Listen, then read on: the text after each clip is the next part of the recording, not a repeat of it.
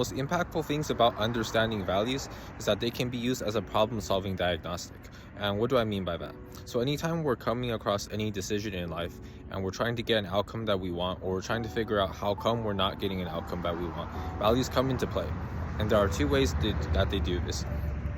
You can use values to set goals that are more congruent with what your values are, or you can link what you're currently doing to your highest values. Don't know what your values are, figuring that out is a whole other separate subject in itself. But let's say you do know what your values are. You can consider, is this thing that I'm currently doing in alignment with those highest values? It's really important that they are, because what you do in alignment with your highest values mobilizes all of your physical, spiritual, cognitive resources. You are inspired and fulfilled by things that you value.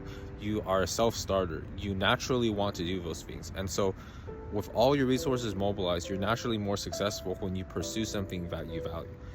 In contrast, when you pursue something that you don't value and you're trying to force yourself to do it, it's very difficult because those things just don't unlock that kind of inspiration from you. Say we cannot change goals for some reason. Another option is to link what we're currently doing to our highest values. That is to consider, what is the relationship between this thing that I'm doing and my highest values?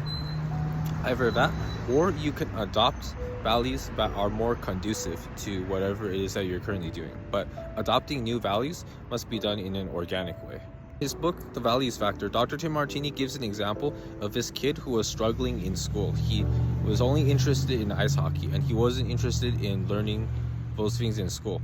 But once he saw the relationship between school subjects and ice hockey, then he became very interested. Then there was no stopping him.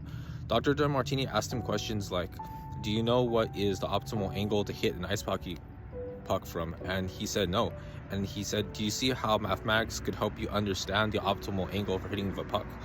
And as he began drawing these other relationships, physics helps him understand the ice traction that is best for ice hockey. History helps him understand the backgrounds of the ice hockey players. English helps him communicate with the ice hockey players. As he began seeing all these relationships between the school subjects and the area of his value, ice hockey, then he became very interested. He unlocked his genius in learning those things. That is the value of linking your values to whatever you're trying to learn. Say the thing that you're trying to do or learn is to build wealth. In this case, it may be helpful to apply the principle of adopting new values. That is to adopt wealth building as one of your values. I actually talked about this in number 1 of my shorts. The thing is, when you're adopting new values, it must come about organically. It cannot just be like a thing that you declare, this is the new thing that I value.